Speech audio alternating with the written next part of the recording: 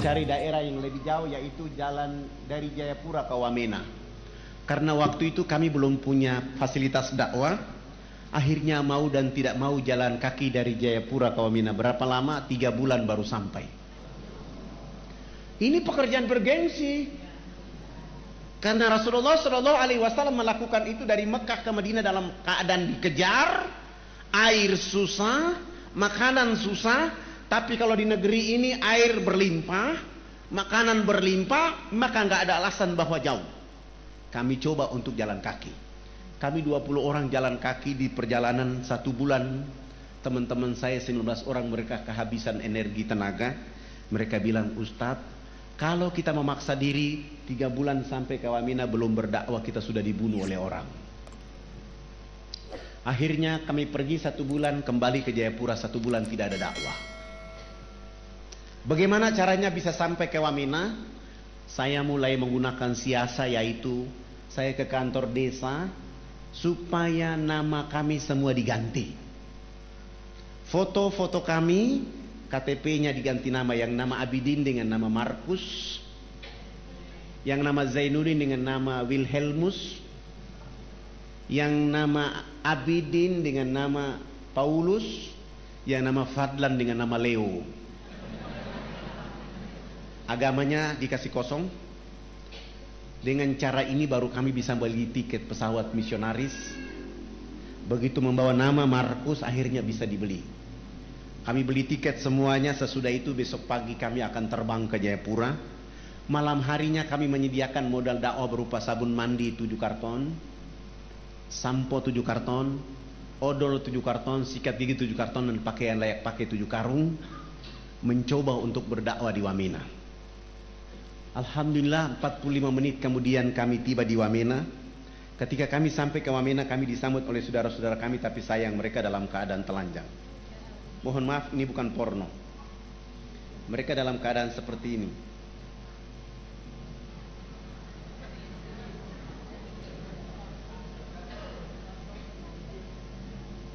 Mereka dalam keadaan seperti ini. Mereka dalam keadaan seperti ini. Mereka dalam keadaan seperti ini. Ketika melihat keadaan seperti ini, saya mulai bilang sama para dai bahwa 1 minggu pertama kita tidak boleh berdakwah, kita akan pelajari bagaimana keadaan mereka. Ternyata saudara-saudara kita di pedalaman itu tidak punya pakaian, maka mereka pakai pakaian seperti itu. Tapi gereja dan misionaris mengatakan bahwa ini adalah pakaian kebudayaan. Setelah mereka dibiarkan memakai pakaian seperti itu, saudara-saudara kita di pedalaman itu juga dilarang tidak boleh mandi menggunakan air bersih. Mereka hanya boleh mandi dengan melulurkan tubuh badannya dengan minyak lemak babi. Sudah tidak pakai baju, pakaian, badannya dilulurkan dengan lemak minyak babi, bau badan yang sangat tidak enak. Mereka berdiri dengan jarak 500 meter dari arah mata angin kita di sini yang hancur. Bau yang sangat tidak enak. Setelah dalam keadaan kondisi seperti itu, orang asing itu melalui Australia membawa minuman keras masuk melalui Port Moresby dengan pesawat kecil itu masuk ke pedalaman-pedalaman ini, kasih minum saudara-saudara kita di sana. Mereka minum, mereka mabuk, ada yang teler dan tidur dengan babi dalam kandang. Ada ibu-ibu kita yang melahirkan di pedalaman-pedalaman itu seperti binatang yang beranak di bawah pohon. Begitu bayinya keluar dari rahimnya, untuk memutuskan ari-ari dengan bayi menggunakan ujung batu yang tajam.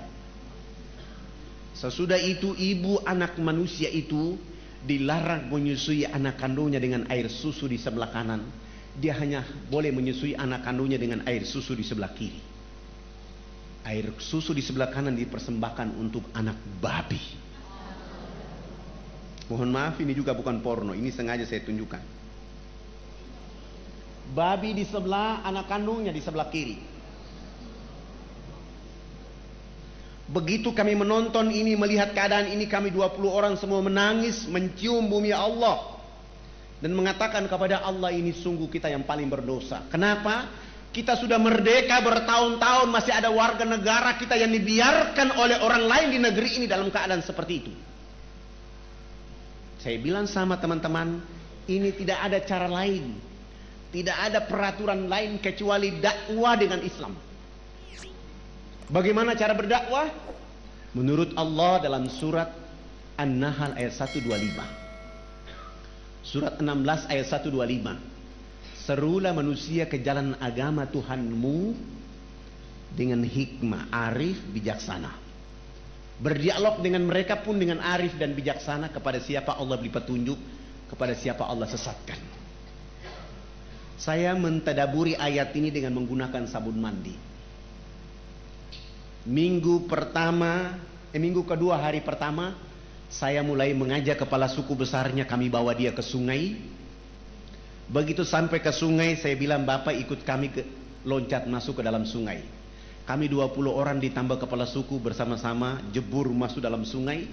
Sesudah itu naik, saya bilang kepala suku berdiri di samping kanan saya. Paradai 19 orang berdiri di depan. Dan saya bilang sama kepala suku, Bapak ikut gerakan kami. Saya kasih beliau satu sabun dan saya bilang, Bapak ikut gerakan kami. Begitu kami gosok sabun di sebelah kanan, kepala suku ikut gosok sabun di sebelah kanan. Kami gosok sabun di sebelah kiri, kepala suku ikut gosok sabun di sebelah kiri. Sesudah itu saya ambil sabun dari tangan kepala suku, saya ganti dengan sampo.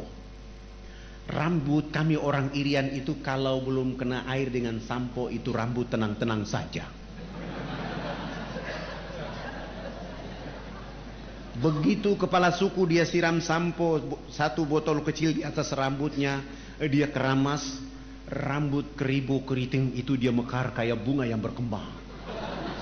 Sehingga busa sampo itu makin tinggi. Begitu makin tinggi jatuh kena hidung kepala suku. Dia mencium harum dari busa sampo itu. Langsung pergi, tidak mau lagi bilas dengan air.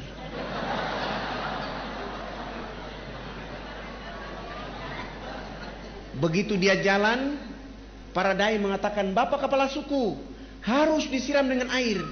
Kepala suku menjawab, tidak anak, ini wangi.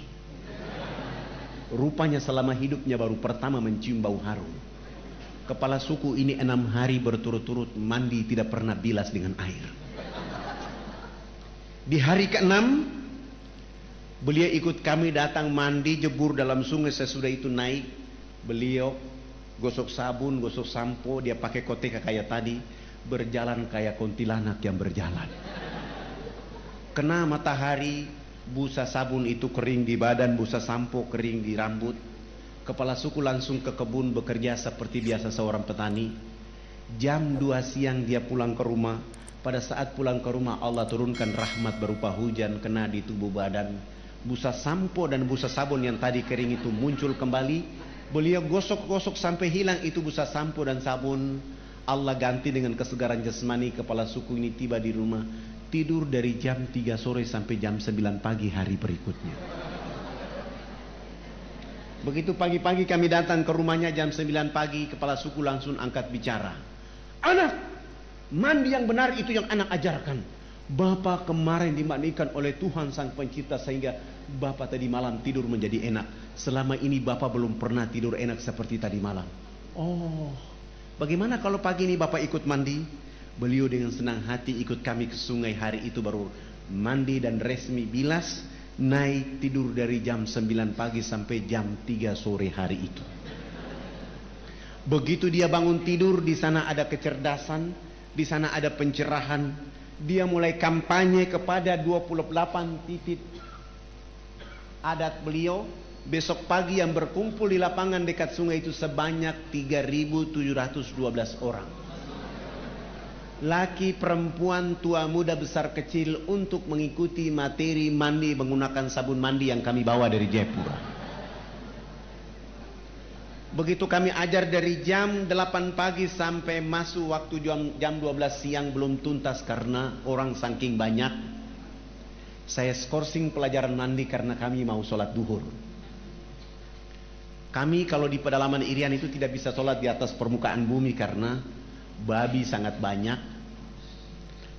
Kebetulan kami 1 minggu sudah buat panggung di tengah-tengah lapangan itu menjadi masjid dan musola kami. 3.712 orang itu saya bilang sama kepala suku, yang sudah mandi jangan pulang, yang belum mandi juga jangan pulang, nanti kami selesai sholat duhur, kami akan melanjutkan pelajaran mandi.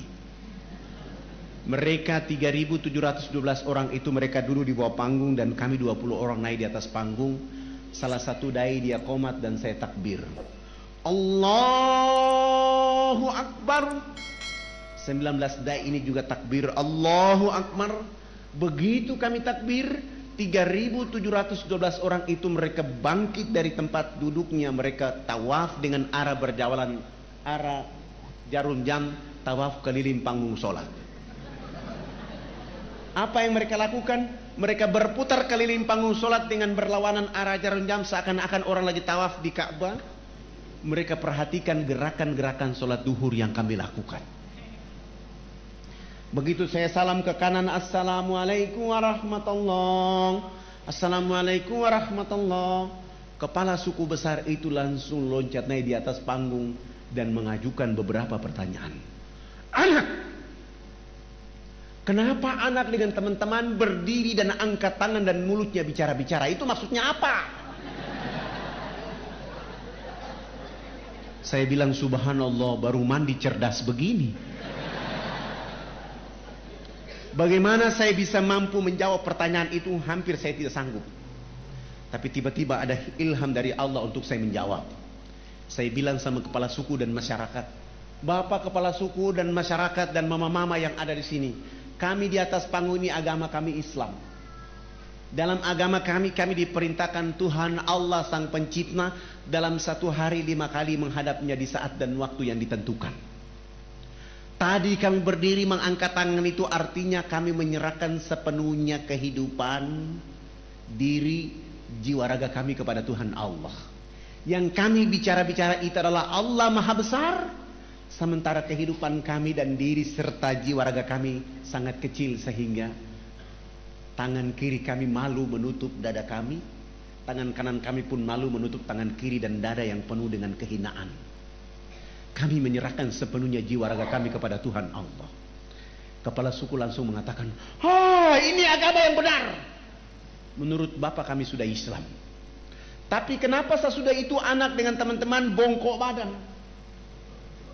Apa artinya bongkok badan? Maksudnya kenapa ruku?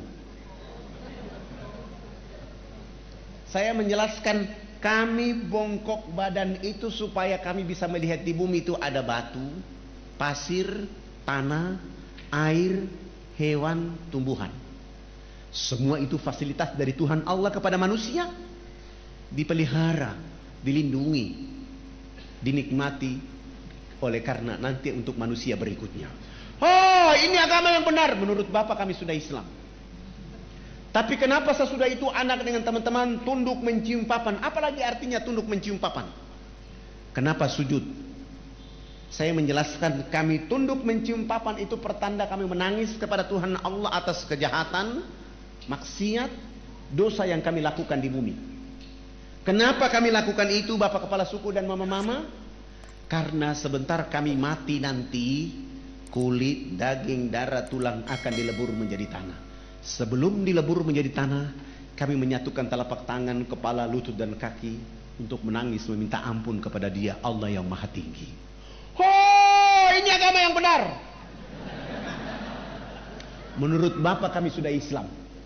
Tapi kenapa sesudah itu anak dengan teman-teman lihat ke sebelah kanan mulutnya bicara-bicara, lihat ke sebelah kiri masih bicara-bicara?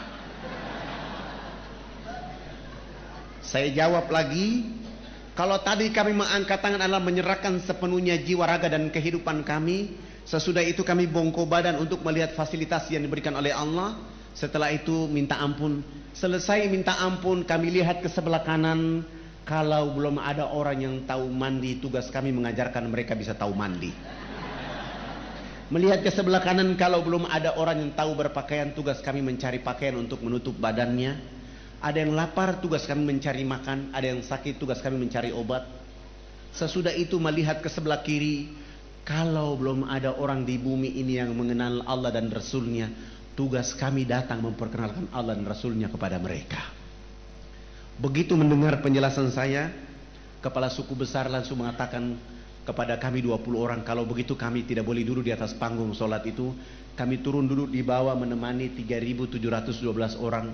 Mereka 6 kepala suku naik di atas panggung menggantikan kami. Mereka bukan sholat, tapi mereka rapat adat membahas kehadiran kami di sana. Rapat adat 1,5 jam kemudian, kepala suku besar menyampaikan pengumuman kepada 3.712 orang di lapangan itu. Wah, wah, wah, wah, wah, hubulakanaya.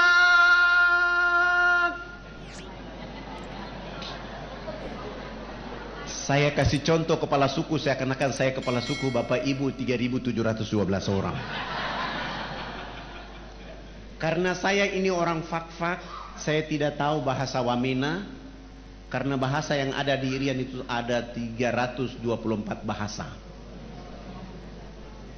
Saya tanya kepada orang yang ada di bawah saya apa yang dimaksud oleh kepala suku, ternyata artinya buat kami 20 orang sangat berbahagia.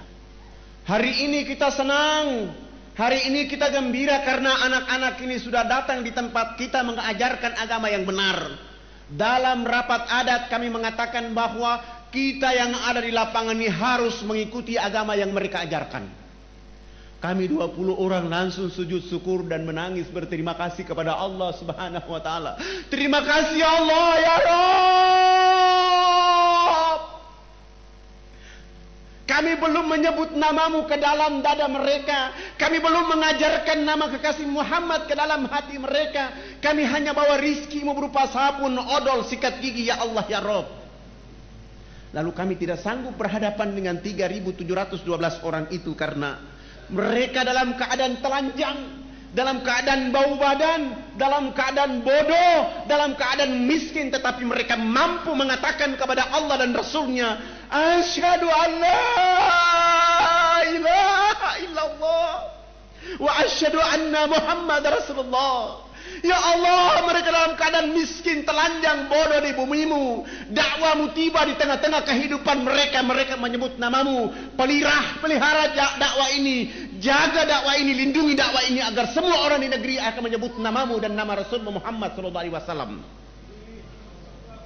3.712 orang masuk tanpa beban apapun, tanpa paksaan apapun. Mereka dengan mudah mengucapkan nama Allah dan nama Rasulullah Muhammad SAW. Setelah mereka mengucapkan 2 kalimat syahadat, kami berusaha untuk membimbing mereka agar mereka mampu menjadi hamba-hamba Allah. Sesudah itu pekerjaan berikut yang kami lakukan adalah berusaha untuk mengganti nama-nama mereka. Yang nama Abraham kami ganti dengan nama Ibrahim. Yang nama Yohanes kami ganti dengan nama Zainuddin. Yang nama Wilhelmus kami ganti dengan nama Abidin. Yang nama Paulus kami ganti dengan nama Abu Bakar, Hamzah. Dan itu nama-nama yang paling cocok kalau orang Irian masuk Islam. Sangat lucu kalau ada orang Irian masuk Islam, rambutnya keriting, badannya hitam kelin, dipanggil Subagio. Nggak cocok. Tapi Zainuddin, Iskandar, insya Allah. Setelah mengganti nama-nama mereka, pekerjaan berikut yang kami lakukan adalah melakukan hitanan masal mulai dari umur 7 bulan sampai umur 63 tahun. Alhamdulillah, waktu itu kami dibantu oleh ayahanda Dr. Mulia Tarmizi. Kebetulan beliau menjadi Komandan Lantamal Angkatan Laut di Jayapura. Beliau dulu bicara dakwah Islamiyah dan kami mengantar beliau ke atas menghitan saudara-saudara kita di sana. Alhamdulillah. Sesudah itu beliau menulis surat supaya saya membawa surat itu menghadap Presiden Soeharto di Jakarta. Kami bawa kepala-kepala suku. Kepala-kepala suku ini sudah pakai celana panjang, sudah pakai kemeja, bahkan sudah pakai jas. Tetapi mereka belum bisa pakai sepatu. Karena ukuran sepatunya waktu itu nomor 47. Selama hidupnya belum pernah menggunakan alas kaki, begitu masuk Islam disuruh pakai alas kaki. Terpaksa tidak ada jenis sepatu itu dan kami menggunakan sendal jepit. Kelebihan tumit kami bawa mereka. Naik pesawat dari Wamena ke Jayapura, Jayapura langsung menuju Makassar. Dari Makassar saya bawa mereka, kepala-kepala suku, melihat pembangunan di kota Makassar. Sesudah itu terbang di Jakarta. Tiba di Jakarta malam hari. Kami naik mobil dijemput oleh teman-teman di Jakarta dan kami bawa ke Wisma Haji Jalan Jaksa Jakarta Pusat. Istirahat, pagi-pagi kami ke istana. Sampai ke istana, alhamdulillah Presiden Soeharto berkenan menerima kami. Beliau minta supaya pertemuannya jangan di istana tapi di rumahnya di Cendana. Selepas sholat asar kami langsung bertemu dengan beliau. Beliau berdiri dengan senyum ciri khasnya menyambut kehadiran kepala-kepala suku bersama saya. Kepala negara menyambut kepala suku, saling berpelukan, salaman. Sesudah itu dibawa masuk ke dalam ruang tamu, dikasih makan, dikasih minum, dikasih oleh-oleh. Setelah diberikan oleh-oleh, Pak Harto minta supaya kepala sukunya konferensi pers.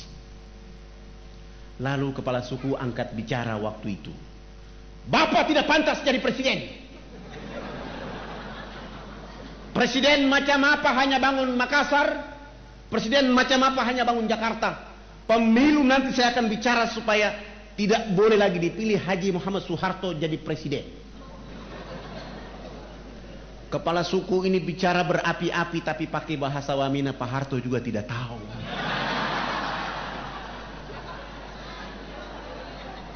Tapi karena Pak Harto memiliki positive thinking, melihat gerakan kepala suku, beliau pasti punya feeling bahwa ini terjemahannya pasti bagus. Mohon diterjemahkan. Saya tidak menerjemahkan bahasa itu, tapi saya mentadaburi makna di balik permintaan bahasa itu. Wartawan TVRI waktu itu kasih saya dan saya menjawab bahwa Bapak Presiden yang terhormat, hari ini kepala-kepala suku sungguh bahagia bisa bertemu dengan Bapak Presiden. Dan kepala suku tadi mengatakan bahwa Haji Muhammad Soeharto layak jadi Bapak Pembangunan Nasional.